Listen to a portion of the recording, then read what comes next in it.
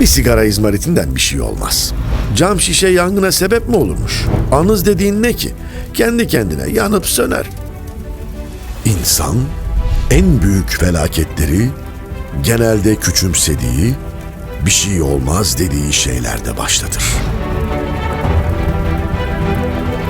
Çünkü doğa insanların küçümsediği şeyleri büyütür.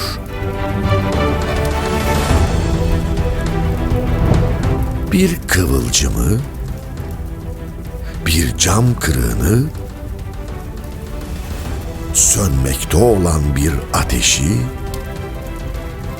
bir ihmali.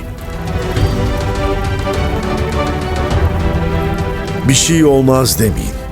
Yangına sebep olabilecek tüm davranışlardan kaçının. Yeşil vatanı birlikte koruyalım.